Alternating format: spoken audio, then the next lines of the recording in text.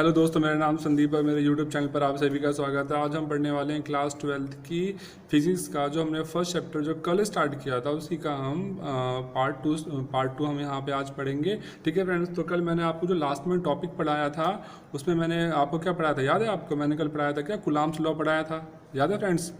कल मैंने आपको पढ़ाया था कूलॉम्स लॉ। सबसे लास्ट में जो टॉपिक पढ़ाया था उसका नाम था कूलॉम्स लॉ। तो आपको याद है उसमें क्या बताया गया था, उसमें क्या फोर्स का फॉर्मूला निकल के आया था कुछ? चलो एक बार मैं फिर याद दिला देता हूँ, क्योंकि आगे के जो टॉपिक है ना वो सारे के सारे कूलॉम्स लॉ के ऊपर ही बेस्ड है ना। तो पहले उसे हम थोड़ा सा रिवाइज कर लें ताकि हमारे माइंड में उसका जो बेसिक है वो सेट हो जाए, ताकि आगे के जो टॉपिक है वो हमें आसानी से समझ में आ जाए। फ्रेंड्स, जैसे मैं कल बताया था कि मान लीजिए आपके पास दो बॉडी हैं ए और बी। ठीक है फ्रेंड्स, इसका नाम रख लेते हैं ए, इसका नाम रख लेते हैं बी। इस पे जो चार्ज है मान लिया Q1 चार्ज, इस वाली बॉडी पे जो चार्ज है कितना है, Q2 चार्ज है मान लिया। ठीक है, और इन दोनों के बीच की सेंटर की जो डिस्टेंस है वो मान ली कितनी है, R इनकी डिस्टेंस है। मैंने कल बताया था अगर दो चार्ज हैं तो उन दोनों के बीच में क्या होगा, या तो फोर्स ऑफ रिपल्शन काम करेगा फिर फोर्स ऑफ अट्रैक्शन काम करेगा। कल बताया था कल बताया था मैंने रिपेल या फिर अट्रैक्शन कब होता है, रिपल्शन और अट्रैक्शन अगर एक जैसे चार्ज होंगे। जैसे अगर दोनों चार्ज प्लस प्लस के होंगे जब तक दूसरे को दूर भगाएंगे। अगर ये दोनों चार्जेस प्लस प्लस के होते तो क्या करेंगे, दूसरे को दूर भगाएंगे, मतलब दूर भगाने के लिए दूसरे को कुछ फोर्स लगाएंगे, है ना। और अगर ये चार्जेस अपोजिट हो, मतलब एक प्लस का और एक माइनस, तब क्या करेंगे, एक दूसरे को अपनी तरफ अट्रैक्ट करेंगे। ठीक है, तो कूलॉम्स लॉ में ये बताया गया था कि मान लीजिए दो चार्ज हैं Q1 और Q2, दोनों दूसरे से R डिस्टेंस पे रखे हुए हैं, तो इन दोनों के बीच में जो फोर्स ऑफ रिपल्शन होगा या फोर्स ऑफ जो अट्रैक्शन होगा, मतलब इन दोनों के बीच में जो फोर्स काम करेगा वो कितना होगा, वो होगा F इक्वल टू, कल हमने पढ़ा था ना, 1/4 pi epsilon not Q1 Q2 upon में R²। ये होगा फोर्स। अगर दो चार्ज हैं और दोनों एक दूसरे से R डिस्टेंस पे रखे हुए हैं तो इन दोनों चार्जेस के बीच में जो फोर्स काम करेगा वो इतना काम करेगा, है ना। कल मैंने आपको बताया था, यहाँ पर जो लिखा था मैंने पहले K लिखा था इसकी जगह पर, है ना। मैंने ये लिखा था K इंटू में Q1 Q2 अपॉन में R²। ये K की वैल्यू मैंने यहाँ पे लिख दी है। मैंने कल बताया था आपको K मतलब क्या होता है, कांस्टेंट होता है। जब भी हम कभी डायरेक्टली प्रश्नों का साइन हटाते हैं तो वहाँ पर K लिखते हैं, फिर K की कुछ वैल्यू होती है, वो वैल्यू हमने यहाँ पर ये मैंने लिख दी थी 1/4 पाई एप्सिलॉन नॉट। ठीक है फ्रेंड्स, तो ये तो हमने पढ़ा था कल कूलॉम्स लॉ। ठीक है फ्रेंड्स, अब ये मैंने आपको इसलिए याद करवाया है क्योंकि आगे के जो टॉपिक है वो सारे इस जो फॉर्मूला बन के है ना आपके पास, इसी फॉर्मूले के ऊपर बेस हैं। इसलिए मैंने आपको ये थोड़ा सा रिवाइज करवा दिया ताकि आपको ध्यान रहे, फिर आपको डाउट ना हो कि हाँ भाई ये चीज़ कहाँ से आ गई, है ना। ठीक है, तो आगे चलते हैं हम। आज का हमारा जो हमारा टॉपिक है वो है रिलेटिव परमिटिविटी। क्या होती है रिलेटिव परमिटिविटी? ठीक है, रिलेटिव परमिटिविटी क्या होती है, ये भी बहुत आसान है फ्रेंड्स। नाम कुछ अजीब से लगेंगे आपको, यार बहुत ही अजीब से नाम है, भयंकर से नाम लग रहे हैं ना, पर डरने वाली कोई बात नहीं, बहुत ही इजी टॉपिक है, समझाऊंगा आप चुटकियों में समझ आ जाएगा। ठीक है, बस आपको क्या करना है, पूरी वीडियो लास्ट तक देखनी है और प्लीज़ मेरी वीडियो को लाइक कीजिएगा अगर आपको मेरी वीडियो अच्छी लग रही है तो, और अपने जो दूसरे फ्रेंड्स हैं उनको भी शेयर कीजिए। ठीक है, तो हम पढ़ते हैं अब यहाँ पर रिलेटिव परमिटिविटी क्या होती है। मान लीजिए आपके पास दो फोर्स है ना। मान लेते हैं आपके पास, एक मिनट पेन चेंज कर लूँ मैं। मान लेते हैं आप हमारे पास दो चार्ज हैं Q1 और Q2। ठीक है, और इन दोनों को हमने कहाँ रखा है, किसी मीडियम में रखा है। अभी कहाँ रखा है, किसी मीडियम में। मीडियम मतलब समझते हैं ना, माध्यम। पढ़ रखा होगा आपने, क्लास 10th में भी पढ़ा होगा, 9th में भी और 11th में भी पढ़ा होगा। मीडियम क्या होता है, जैसे वाटर एक मीडियम है ना, एयर एक मीडियम है ना। तो हमने क्या कर लिया, इन दो चार्ज लिए, इन दोनों को हमने किसी मीडियम में हमने इनको रख दिया। मान लेते हैं एयर में रख लेते हैं इनको। दो चार्ज है Q1 और Q2, इन दोनों को हमने एयर में रख दिया। एयर मतलब कोई मीडियम हो गया जैसे, है ना, हमने एयर ले लिया इस मीडियम को। ठीक, और इन दोनों के बीच की जो डिस्टेंस है मान ली कितनी है, R है डिस्टेंस। तो तो ये बताओ इन दोनों के बीच में कितना फोर्स काम करेगा। अभी हमने पीछे पढ़ा ना, अगर दो चार्ज हैं Q1 और Q2, दोनों के बीच में R डिस्टेंस है, तो दोनों के बीच में कितना फोर्स काम करेगा, ये बताया था ना मैंने अभी। तो यही वैल्यू यहाँ पे आ जाएगी फिर, F equal to 1/4 pi epsilon not Q1 into में Q2 अपॉन में कितना आ जाएगा, R²। और ये फोर्स मतलब जब दो चार्ज मीडियम में रखे हुए हैं Q1 Q2 एक दूसरे से R डिस्टेंस पे, तब उन दोनों के बीच में इतना फोर्स काम कर रहा है ना। तो ये फोर्स किस में काम कर रहा है, मीडियम में काम कर रहा है ना, उस मीडियम में जहाँ भी हमने उसको रखा था। तो यहाँ लिख दिया F मीडियम लिख दिया हमने। ठीक है, आइए यहाँ तक बात समझ में आ गई। इसके आगे देखिए, अब इन्हीं दोनों चार्जेस को अगर हम किसी वैक्यूम में रख दें, वैक्यूम समझते हैं क्या होता है? वैक्यूम, वैक्यूम मतलब होता है खाली, वैक्यूम है ना, जिस हिंदी में क्या बोलते हैं, निर्यात कहते हैं, मतलब जहाँ पर हवा भी ना हो, बिल्कुल खाली, है ना। जैसे कि हम अपने यूनिवर्स में जाते हैं ना, तो वहाँ पर भी क्या होता है, पूरा पूरा वैक्यूम है, एयर भी नहीं है बाहर वहाँ पर, है ना। तो जहाँ पर एयर नहीं होती उसे हम क्या बोलते हैं? वैक्यूम बोलते हैं, ठीक है।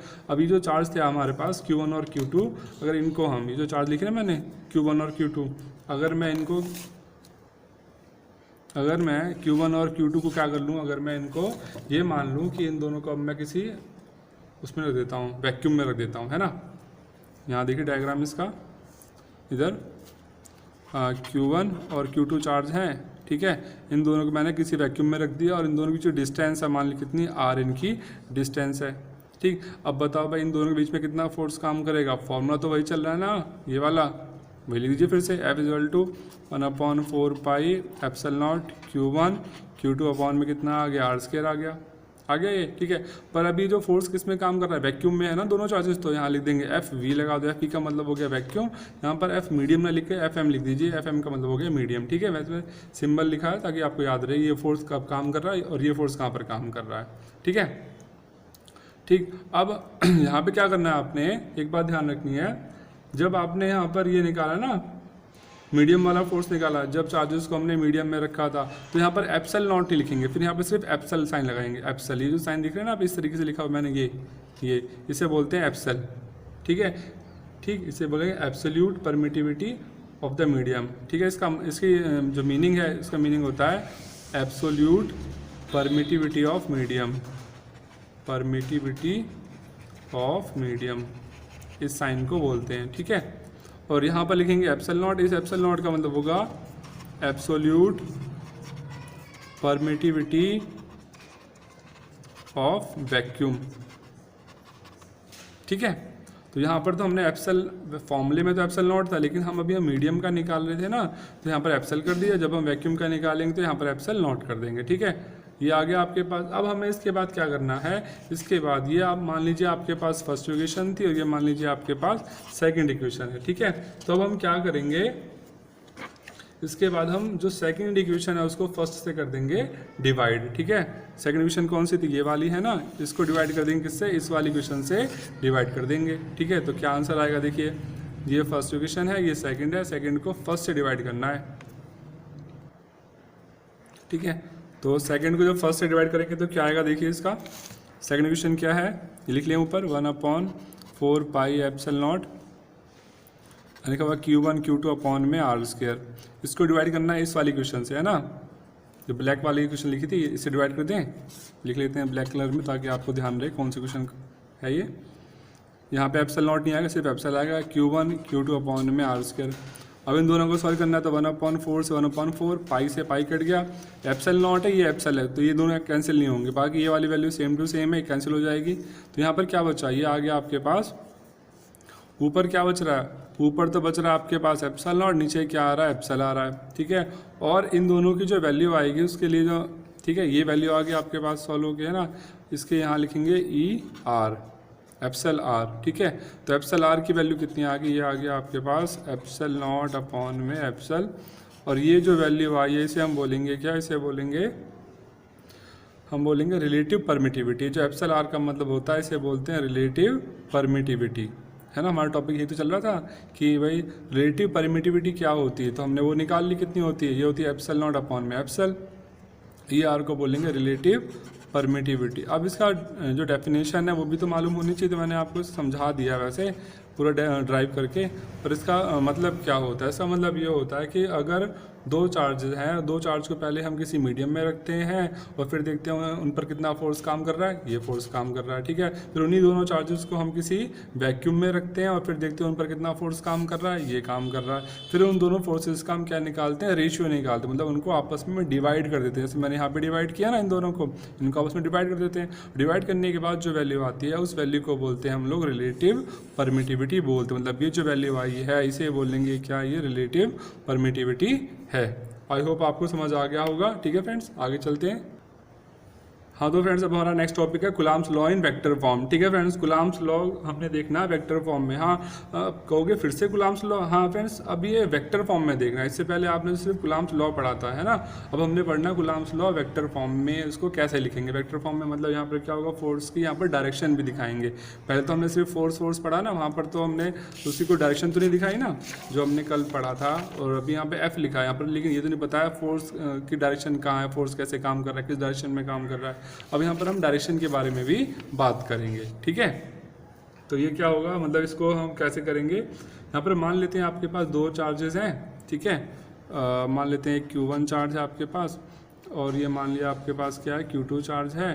ठीक है, और दोनों एक दूसरे से कितने डिस्टेंस पे रखे हुए हैं, मान लिया R डिस्टेंस पे रखे हुए हैं। ठीक है फ्रेंड्स, अब क्या होगा भाई कि इन दोनों के बीच की डिस्टेंस तो कितनी R है ना। अब हमने ये देखना है, अब ये वाला जो चार्ज होगा Q1 चार्ज की बात कर रहा हूँ मैं, ये जो Q1 चार्ज होगा, अब ये इस Q2 चार्ज पे भी तो फोर्स लगाएगा भाई। कुलाम्स लॉ में ये तो पढ़ा हमने, जब दो चार्जेस होंगे उनके बीच में कुछ ना कुछ फोर्स काम करेगा। वो फोर्स अट्रैक्टिव भी हो सकता है और रिपल्सिव भी हो सकता है, मतलब वो दोनों एक दूसरे को अपनी तरफ खींच भी सकते हैं और एक दूसरे को धक्का भी दे सकते हैं, है ना। तो अब हमें वही देखना है कि भाई अब मान लेते हैं जो Q1 चार्ज है ये इस पर देखेंगे कितना फोर्स लगाएगा। ठीक है, फिर उसी तरीके से देखेंगे जो Q2 चार्ज है वो इस Q1 पे पर कितना फोर्स लगाएगा। ठीक है, तो अब हम यहाँ पे मान लेते हैं, लिख लेते हैं लेट या फिर F12 लिख लेते हैं। ठीक है, F नीचे मैंने लिखा 12, इसके ऊपर मैंने एरो का साइन लगाया। एरो का साइन क्यों लगाया, क्योंकि यहाँ पर हम क्या करेंगे, डायरेक्शन भी बताएंगे जो फोर्स किस डायरेक्शन में काम कर रहा है। F12 का मतलब क्या है, F12 का मतलब है force on charge Q1 due to charge Q2। मतलब ये जो Q2 चार्ज है, ये चार्ज इस Q1 चार्ज पर जो फोर्स लगाएगा उस फोर्स को हम F12 वेक्टर से रिप्रेजेंट करेंगे। आई बात समझ में, क्या बताया मैंने भाई, ये दोनों चार्ज एक दूसरे पर कुछ ना कुछ फोर्स तो लगाएंगे, है ना। तो अब हम देखेंगे पहले जो Q2 चार्ज है, ये इस चार्ज पर जो फोर्स लगा रहा है उसकी वैल्यू को हम इस तरीके से यहाँ पर रिप्रेजेंट कर रहे हैं या फिर शो कर रहे हैं। तो Q2 चार्ज है ना, और किस पर फोर्स लगा रहा है, Q1 पे। तो जिस पर फोर्स लगाएगा उसका नाम आपने पहले लिखना है, किस पर फोर्स लग रहा है 1 पे, तो 1 लिख लिया। कौन लगा रहा है, Q2 लगा रहा है, इसलिए हमने 2 बाद में लिख दिया। ठीक है फ्रेंड्स, ये तो हो गया F12। ऐसे अभी Q1 चार्ज इस Q2 पे लगाएगा तो क्या लिखेंगे, यहाँ लिखेंगे F21, है ना। मतलब फोर्स किस पे काम कर रहा है, सेकंड वाले चार्ज पे, इस पे लगा कौन रहा है, Q1। ठीक है, तो हो गया force on Q2 due to Q1। ठीक है फ्रेंड्स, आगे बात समझ में गए। ठीक कि ये तो आ गया कि इन दोनों चार्जेस के बीच में मतलब जो फोर्स काम कर रहे हैं उनके लिए हमने यहाँ पर सिंबल ये बना दिए। ठीक है, अब हम निकालेंगे F12 की वैल्यू क्या होगी भाई, जब ये और ये दोनों चार्ज यहाँ पर रखे हुए हैं और जब एक दूसरे पर फोर्स लगा रहे हैं तो कितना फोर्स काम करेगा। तो पहले लिखेंगे हम F12 की वैल्यू। तो फोर्स का फॉर्मूला पढ़ रखा है ना कुलाम्स लॉ में, वही यूज़ करना है। क्या 1/4 pi epsilon Q1 Q2 upon में क्या होता है भाई, R² होता है। यही बेसिक फॉर्मूला है, इसी फॉर्मूले के ऊपर सारे टॉपिक आगे चल रहे हैं आपके। ठीक है, तो F12 कितना आएगा निकल के, आप बताइए। तो भाई क्या होता है फॉर्मूला, 1/4 पाई एप्सिलॉन, ये लिख लीजिए 1/4 pi epsilon. Q1 Q2 charge की वैल्यू यही है आपके पास, ये भी लिख लीजिए Q1 Q2। नीचे क्या आता है डिस्टेंस। अब डिस्टेंस कितनी भाई, देखिए डिस्टेंस कौन सी लेंगे आप। अब आप क्या कर रहे हैं, Q2 से Q1 की तरफ जा रहे हैं, है ना। डिस्टेंस का ध्यान रखना है आपने, यहाँ पर Q2 चार्ज से Q1 की तरफ जा रहे हैं, तो यहाँ पर हम जो डिस्टेंस लेंगे तो वो क्या लेंगे, वो लेंगे R21 और ऊपर लगा देंगे कैप। इसे आपको पता है क्या बोलते हैं, इसे आपने क्लास 11th में पढ़ रखा है, इसे यूनिट वेक्टर बोलते हैं। ध्यान हो तो, नहीं ध्यान है, चलो मैं बता दूंगा आपको अभी यूनिट वेक्टर क्या होता है और यहाँ पर क्यों लगाया है। ठीक है, और नीचे क्या लगाएंगे, नीचे तो डिस्टेंस वही रहेगी ना, नीचे के डिस्टेंस में तो कोई फर्क नहीं आएगा। डिस्टेंस कितनी है, R ही है, वो तो R रहेगी आपके पास, R² कर दिया। मतलब फॉर्मूला हमने जो पढ़ा था कुलाम्स लॉ का, ये पढ़ा 1/4 pi epsilon Q1 Q2 upon में R²। तो वही वैल्यू हमने यहाँ पे लिख दी वापस भाई, कि ये चार्ज पर जो फोर्स लगा रहा है वो इतना फोर्स लगा रहा है। ठीक है, ये हमने यहाँ पे लिख दिया 1/4 pi epsilon Q1 Q2 upon में R²। अब ये क्यों लगाया और कहाँ से आया, इसका क्या काम है भाई। ये जो R21 कैप लगाया ना, इस ये क्या कर रहा है, ये फोर्स की डायरेक्शन को शो कर रहा है कि फोर्स जो है वो किस डायरेक्शन में काम कर रहा है। मतलब जो डिस्टेंस ली हमने किस डायरेक्शन में ली है ना। डिस्टेंस हमने ली है अभी Q2 से Q1 की तरफ ली है, Q2 से Q1, मतलब वही लिया 2 से 1 की तरफ। जो डिस्टेंस है वो Q2 चार्ज से Q1 चार्ज की तरफ है। ये सिर्फ उसकी डायरेक्शन को शो कर रहा है। ये जो डिस्टेंस लिया हमने किस डायरेक्शन में लिए, 2 से 1 की तरफ को लिए। और इसे जब इसके ऊपर कैप लगा देते हैं इसको बोलते हैं यूनिट वेक्टर। यूनिट वेक्टर क्या होता है, इसकी वैल्यू हमेशा 1 होती है, ठीक है, मतलब इसकी वैल्यू यहाँ पे हमेशा 1 होगी। जब कैप लगा दिए, कैप का मतलब होता है यूनिट वेक्टर, है ना, इसकी वैल्यू हमेशा 1 होती है। और यहाँ पर इसका काम सिर्फ ये यहाँ पर दिखा रहा है कि जो डिस्टेंस लिए हमने Q2 चार्ज से Q1 चार्ज की तरफ ली है, ठीक है। बट आई थिंक आपको समझ आ गया होगा ये R21 कैप क्यों लिया है, ठीक। अब हम दूसरा फोर्स निकालेंगे, ये वाला F21 में। F21 मतलब Q1 जो चार्ज है वो Q2 पर कितना फोर्स लगा रहा है, तो वही वैल्यू आ जाएगी सेम 1/4πε0।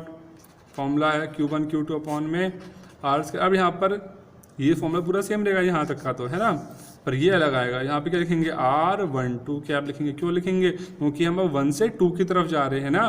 फोर्स जो है वो 1 से 2 पे काम कर, इसलिए डिस्टेंस हमने R12 कैप यहाँ पर ले ली, ठीक है फ्रेंड्स। आई होप आपको समझ आ गया होगा। ये आपके पास सेकंड इक्वेशन है, और ये जो इक्वेशन लिखी थी ये मान लीजिए आपके पास फर्स्ट इक्वेशन थी, ठीक है फ्रेंड्स। अगर अब हम इन दोनों वैल्यूज़ को देखें आपस में, F1 मतलब ये वाली जो वैल्यू है, इन दोनों का आपस में देखें, दोनों की वैल्यूज़ कैसे सेम आ रही, नहीं आ रही भाई, सब कुछ तो सेम आ रहा। देखिए 1/4πε0 यहाँ पर भी है, इधर भी है, ये वाली वैल्यू यहाँ भी है, यहाँ भी है।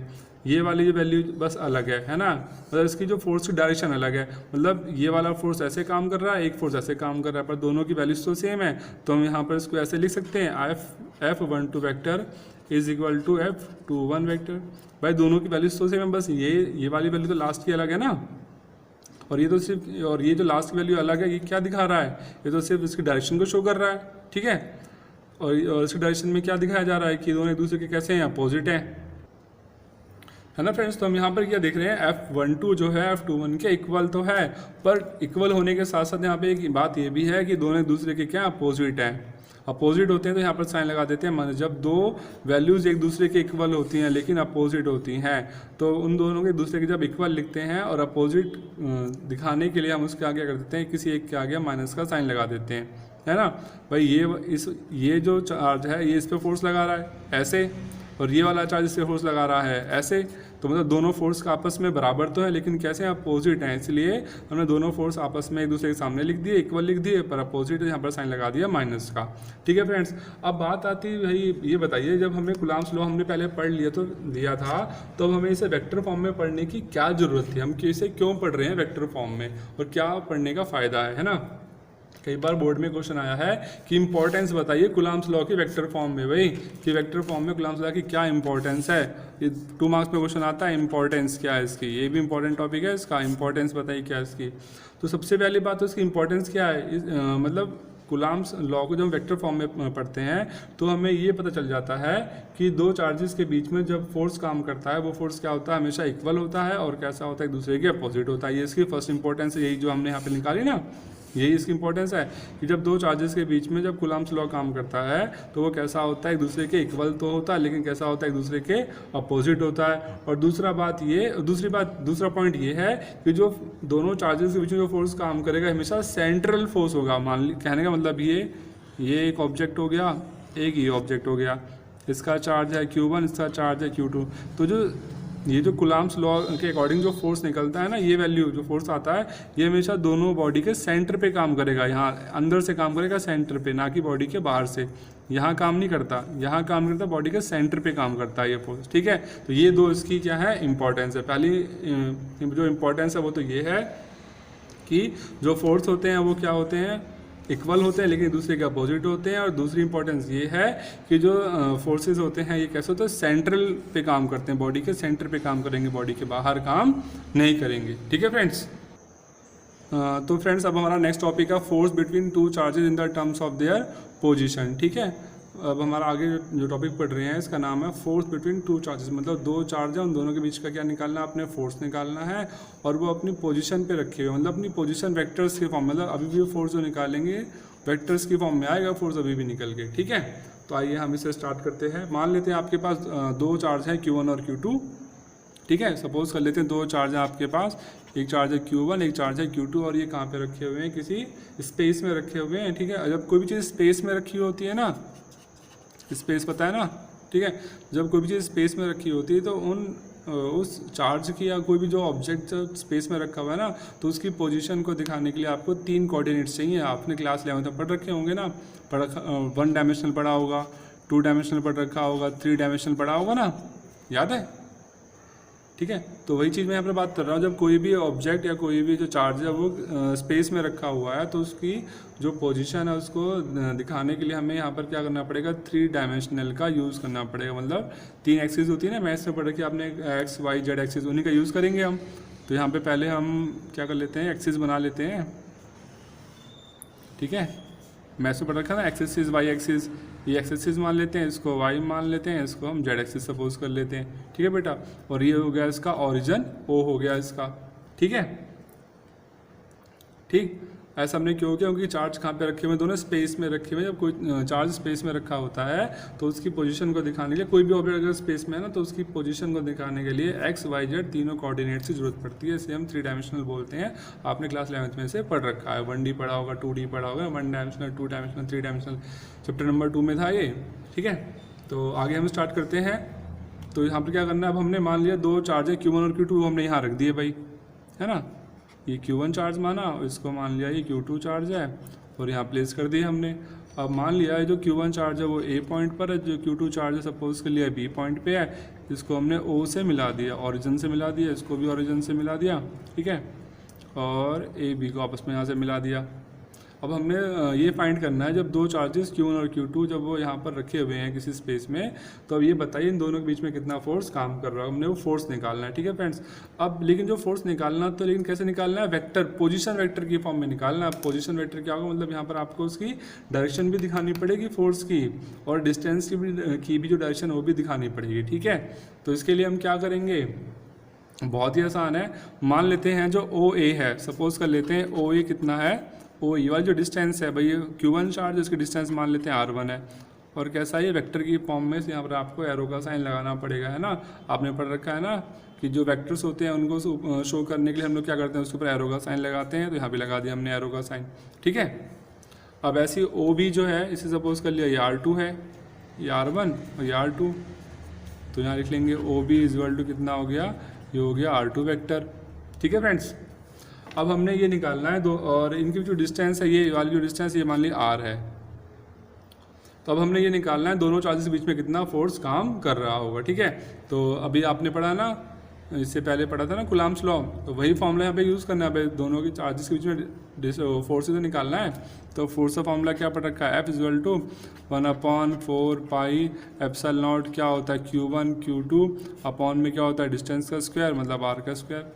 अब जो हम फोर्स निकालेंगे भाई, 2 फोर्स निकलेंगे ना, पता है ना, अभी बताया मैंने इससे पहले वाले टॉपिक में। Q1 जब चार्ज है, जब ये Q1 चार्ज क्या करेगा, Q2 पे फोर्स लगाएगा, ऐसे ही जो Q2 चार्ज है वो भी Q1 पे फोर्स लगाएगा, है ना।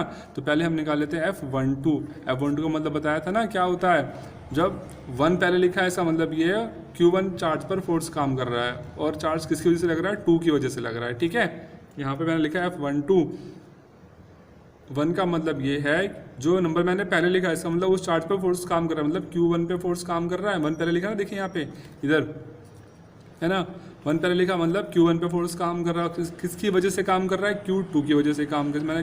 ठीक है, 1 2 लिखेंगे। ठीक, ऊपर एरो का साइन लगा देंगे क्योंकि वेक्टर्स की फॉर्म में निकाल रहे हैं आप। ठीक है, नीचे लगा दिया मैंने 1 2 इधर ये। ठीक है, और यहाँ का लिखेंगे R21 कैप। बताया था ना क्यों लिखते हैं, ये डायरेक्शन को शो करता है कि जो फोर्स जो है, मतलब जो डिस्टेंस हमने लिए वो 2 से 1 की तरफ लिए। ठीक है बेटा, आगे बात समझ में। ये तो आ गया F12, ऐसे निकालेंगे F21, मतलब ये जो चार्ज है इस पर कितना फोर्स लगा रहा है, Q1 चार्ज Q2 पे, बिल्कुल सेम वैल्यू आ जाएगी एज इट इज़, ऐसे ही 1/4 pi epsilon not Q1 Q2 R square, यहाँ लिख लेंगे हम R12 कैप। ठीक है फ्रेंड्स, ये तो आ गया आपके पास निकल के यहाँ तक। ठीक, अब हम क्या करेंगे, अब हम इन दोनों इक्वेशंस में, जो फर्स्ट इक्वेशन है और जो सेकंड है, इन दोनों में ऊपर नीचे R से मल्टीप्लाई कर देंगे। ठीक है, R से मल्टीप्लाई क्यों किया वो मैं बाद में बताऊंगा आपको। पहले यहाँ पर भी R से मल्टीप्लाई कर दीजिए, यहाँ भी R से मल्टीप्लाई कर दीजिए ऊपर नीचे। ठीक है,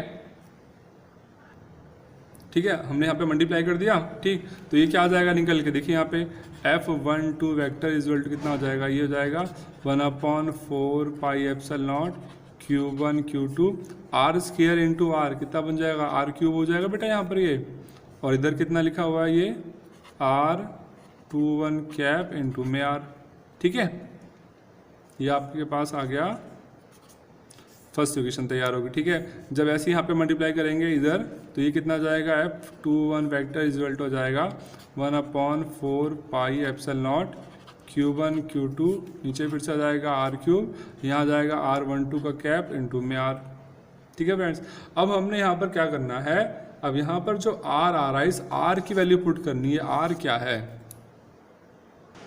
ठीक है फ्रेंड्स। अब आपने यहाँ पर क्या करना है, जो R आ रहा है ना इन दोनों इक्वेशंस में, ये वाला R, इसकी वैल्यू निकालनी है इस वाले ट्रायंगल का यूज़ करके। तो फ्रेंड्स ये आपने क्लास 11th में पढ़ा था, क्लास 11th की जो फिजिक्स है उसमें पढ़ा था, triangle law of vector addition, याद हो तो एक ट्रायंगल बना लेते हैं ऐसे, ठीक है, याद है। ये मान लेते हैं R1 है, ये मान लेते हैं R2 है। तो ये जो मतलब जब ट्रायंगल की दो साइड दो वेक्टर्स को जब रिप्रेजेंट करेंगी तो उसकी जो थर्ड साइड होगी वो क्या करेगी, इन दोनों के रिजल्टेंट को शो करती है, कुछ ऐसी था, याद आ रहा है ना। वही बात बता रहा हूँ मैं भी यहाँ पर कि मान लीजिए एक ट्रायंगल है, ट्रायंगल की दो साइड अगर दो वेक्टर्स को रिप्रेजेंट कर रही हैं तो उस ट्रायंगल की जो थर्ड साइड होगी वो ट्रायंगल के रिजल्टेंट को शो करेगी, मतलब ये R हो गया, ठीक है। मतलब ये होता था R1 vector plus R2 vector बराबर होता था R। ये क्लास 11th की फिजिक्स में था, triangle law of vector addition, उसमें पढ़ रखा था आपने ये, ठीक है। वही यहाँ पर R1 प्लस R2 बराबर R होता है, पर मैंने क्या निकालना R, अगर इसी इक्वेशन का यूज़ करें तो यहाँ से क्या निकालना R, ठीक है ना। तो आप लोग R कैसे निकालेंगे, है ना फ्रेंड्स। तो अब हमने ये देखना है, ये तो हमने पढ़ रखा था क्लास 11th में, ठीक है। तो वही टॉपिक है, उसका यहाँ पर हम यूज़ करेंगे। अब देखिए यहाँ पर ये दे रखा आपको R1 जो Q1 चार्ज है वो तो ओरिजिन से R1 डिस्टेंस पे, जो Q2 चार्ज है ये ओरिजिन से R2 डिस्टेंस पे है। तो अब हमने निकालना है इन दोनों के बीच की कितनी डिस्टेंस है, मतलब ये वाली वैल्यू फाइंड करनी।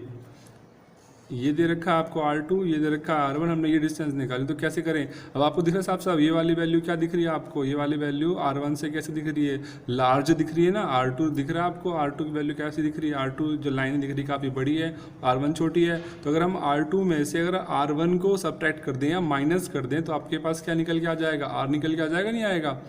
R2 में से अगर मैं R1 को माइनस कर दूँ, भाई ये लाइन बड़ी दिख रही है, ये लाइन छोटी दिख रही है ना।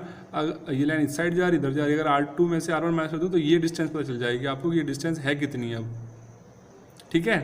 भाई हम ऐसे, एक लाइन ऐसे जा रही है, एक लाइन इधर जा रही है, अगर हम इस R2 में से इस R1 को माइनस कर दें तो पता चल जाएगा ये जो डिस्टेंस आई यहाँ पर ये कितनी बची, ठीक है। या फिर ऐसे कह सकते हैं, मान लीजिए ये ट्राइंगल था, इसको यहाँ ड्रॉ कर लीजिए, देखिए यहाँ बता देता हूँ मैं, ठीक है। ये कितना है, ये R2 है, ये R1 है, हमने ये निकालना था, ठीक है, ये निकालना हमने R, ठीक, इसको फाइंड करना था। और ये R1 और जो R है इसको ऐड करने के बाद कितना आ रहा है, R2 आ रहा है। जो ट्रायंगल की जो थर्ड, जो हमने लॉ पढ़ रखा उसमें ये बताया गया था, अगर ट्रायंगल की दो साइड दो वेक्टर्स को रिप्रेजेंट कर रही हैं तो ट्रायंगल की जो सबसे बड़ी वाली साइड होगी वो क्या करेगी, उनके रिजल्टेंट को शो करेगी। तो बड़ी वाली साइड ये होगी ना, इस ट्रायंगल की बात करें तो इसमें सबसे बड़ी साइड ये है और दो छोटी साइड्स ये हैं, तो इन दोनों को जोड़ के तो R2 आ रहा है। तो वही लिखा मैंने R1 प्लस R बराबर R2। अब निकालना क्या, हमने R निकालना है, तो R को यहाँ रहने दीजिए और R2 माइनस कितना हो जाएगा R1। तो R की वैल्यू कितनी आ जाएगी, ये आ गई R2 माइनस में R1 वेक्टर। आगे पास समझ में कहाँ से आया ये R2 माइनस R1, ठीक है। ये ट्रायंगल ऑफ वेक्टर एडिशन हमने जो 11th में पढ़ा था उसी को यूज़ किया हमने यहाँ पर, ठीक है। तो इन जहाँ पर R लिखा हुआ उनकी जगह पे हम ये वाली वैल्यू यहाँ पर यूज़ कर लेंगे, ठीक है। तो ये क्या बन जाएगी क्वेश्चन, ये आ जाएगी F12 vector equal to 1/4 pi epsilon not Q1 into में Q2 अपॉन में क्या आ जाएगा ये R3, ठीक है। और ये क्या है आपके पास R21 कैप है ना। ये तो हमने इसलिए लगाया, सिर्फ डायरेक्शन को शो कर रहा है, ठीक है। इसको अगर हम लिखें ना लिखें की बात है, ठीक है। अब यहाँ पर तो लिख लेते हैं फिर भी R21 कैप। इस R की वैल्यू कितनी आई, यही आपके पास कितनी R2 माइनस में R1 वेक्टर, ठीक है, ठीक है फ्रेंड्स। और यहाँ जो हमने नीचे R लिखा ना, इस R की जगह पर भी हमने यही वैल्यू लिखनी है R2 माइनस R1 वाली, ठीक है। इसको भी काट के हम ये लिख दें यहाँ पर R2 वेक्टर माइनस में R1 वेक्टर, कितनी पावर थी इसकी, क्यूब था ना, तो यहाँ पर भी हमने क्यूब लगा दिया, ठीक है। अब ऐसे ही हम F21 निकालेंगे, ठीक है। बस वैल्यू पुट कर देंगे यहाँ पर R की 1/4 pi epsilon not Q1 Q2, R की जगह पे क्या आएगा R2 माइनस R1 का क्यूब, ठीक है। और ऊपर भी आ जाएगा क्या R2 माइनस R1 वेक्टर और इनटू में R12 कैप, ठीक है फ्रेंड्स। ये आगे वैल्यू आपके पास निकल के। अब क्या देखते हैं, ये जो दोनों इक्वेशंस आई है आपके पास F12 और F21 जो फोर्स हैं दोनों कैसे हैं एक दूसरे के इक्वल है कि नहीं है ना इक्वल। तो दोनों वैल्यूज़ को आपस में देखा जाए, दोनों वैल्यूज़ कैसे आपस में इक्वल है कि नहीं है, ठीक है। तो ये आपके पास क्या आ गया, ये आ गया कि दोनों अगर कोई भी जो दो चार्ज हैं अगर किसी स्पेस में रखे हुए हैं तो उनके बीच में इतना इतना फोर्स काम करेगा in the terms of position vector. मतलब चार्ज की यहाँ पर पोजीशन भी दिखाई जा रही है और साथ में ये भी बताया जा रहा है कि उनके बीच में कितना फोर्स काम कर रहा है। ये वाली जो वैल्यू है तो बस फोर्स बता रही कितना फोर्स काम कर रहा है, ये वाली है ना। और साथ में जो वैल्यू वाली ना R1 R2 ये सब क्यूब, ये क्या दिखा रहा है, ये उनकी डायरेक्शन को दिखा रहा है, मतलब उनकी पोजीशन को दिखा रहा है कि जो चार्ज है वो किस पोजीशन पे रखे हुए हैं और उन पर कितना कितना फोर्स काम कर रहा है। आई होप फ्रेंड्स आपको समझ आ गया होगा। तो चलते हैं अपने नेक्स्ट टॉपिक पे। तो फ्रेंड्स आज का वीडियो बस यहीं तक है क्योंकि क्लास काफ़ी लंबी हो जाएगी। अभी ऑलरेडी आधे घंटे की क्लास हो चुकी है, इसलिए मैं इस टॉपिक को आज यहीं पे ख़त्म कर रहा हूँ और आगे की क्लास के लिए मैं आपके लिए एक मतलब नई वीडियो बना दूँगा क्योंकि क्लास ज़्यादा लंबी हो जाएगी, फिर आप बोर हो जाएंगे, ठीक है फ्रेंड्स। अब आपको करना है क्या फ्रेंड्स कि अगर आपको मेरा वीडियो काफ़ी अच्छा लग रहा है तो प्लीज़ मेरे वीडियो को लाइक कीजिए और शेयर कीजिए और मेरे चैनल को सब्सक्राइब कीजिए और अपने आपके जो फ्रेंड्स वगैरह हैं जो फिजिक्स पढ़ना चाहते हैं और उनको कोई दिक्कत है, अगर वो ट्यूशन नहीं जा पाते हैं या कोई फाइनेंशियल प्रॉब्लम है तो मेरे यूट्यूब चैनल पर जाके फ्रेंड्स आप उनको बता दीजिए, हेल्प कर दीजिए कि मेरा चैनल कहाँ से उनको मिलेगा, नाम बता दीजिए उनको और वो आसानी से मेरे चैनल पे आके मतलब फिजिक्स की क्लास 12 की पूरी जो वीडियो है वो देख सकते हैं, ठीक है फ्रेंड्स। और हाँ फ्रेंड्स, अगर आपको कोई डाउट है, कोई भी टॉपिक नहीं समझ आ रहा है तो प्लीज़ मेरी वीडियो के नीचे कमेंट कर दीजिए। मैं आपको जो डाउट नेक्स्ट वीडियो में लेके मतलब नेक्स्ट वीडियो जब बनाऊंगा तो आपका जो डाउट है वो दूर कर दूंगा। और फ्रेंड्स एक बात और ध्यान रखिए कि जब मैं आपको कोई भी टॉपिक समझा रहा हूँ फ्रेंड्स, है ना, तो मैंने सिर्फ यहाँ पर उसका जो डेरिवेशन दिया या फिर सिर्फ मतलब मैं समझा ही रहा हूँ, मैं ज़्यादा जो उसकी डेरिवेशंस है, जो लाइनें लिखनी है, जो स्टेटमेंट वगैरह लिखनी है वो मैं कुछ नहीं लिख रहा हूँ यहाँ पे, है ना। वो जो आप मेरे नोट्स जब डाउनलोड करेंगे ना, जो वीडियो के नीचे लिंक दूंगा मैं डाउनलोड करने के लिए, आप वहाँ से डाउनलोड कर लेना, उसमें सब कुछ लिखा PDF में मिलेगा आपको। मेरे हाथ से खुद के लिखे हुए फ्रेंड्स, मेरे पास 6 साल का एक्सपीरियंस है स्कूल में फिजिक्स पढ़ाने का, ठीक है। तो अगर आप वो नोट्स याद कर लेना उसमें से और उससे फिर आपका काम बन जाएगा, मतलब एकदम अच्छे मार्क्स आ जाएंगे फ्रेंड्स। और एक बात और ध्यान रखिए कि जब आप याद करते हैं तो याद करने के बाद कोई जैसे आपने मेरी वीडियो देख ली, ठीक है, फिर मेरे नोट्स आपने डाउनलोड कर लिए, उसके बाद उस मतलब जो आपने नोट्स डाउनलोड करें उनमें से याद कीजिए, हर एक टॉपिक को याद कीजिए, ठीक है। और हर एक टॉपिक को याद करने के बाद उसे 2 बार लिखिए अपनी रफ कॉपी में, ठीक है फ्रेंड्स। जब आप किसी भी टॉपिक को 2 बार लिख देंगे तो आपको वो टॉपिक कभी भी नहीं भूलेगा और एग्जाम टाइम में बस आपको फटाफट बस वो रिवाइज करना रहेगा, ये नहीं कि हाँ फिर से बैठ के याद करो 2-3 घंटे तक जब जाके याद होगा। और फ्रेंड फिजिक्स पढ़ने का इससे बेस्ट कोई तरीका नहीं है कि आप याद करके लिख के देखिए। अगर याद करके लिख के देखेंगे तो आपको 100% वो टॉपिक याद रहेगा एग्जाम से। तो फ्रेंड्स आई थिंक आपको मेरी बात समझ आ रही होगी। अगर आपको मेरी बात समझ आ रही है और मेरी वीडियो काफ़ी अच्छी लग रही है तो प्लीज़ मेरी वीडियो को लाइक कीजिए, शेयर कीजिए और मेरे चैनल को सब्सक्राइब कीजिए फ्रेंड्स। तो मिलते हैं अपनी नेक्स्ट वीडियो में।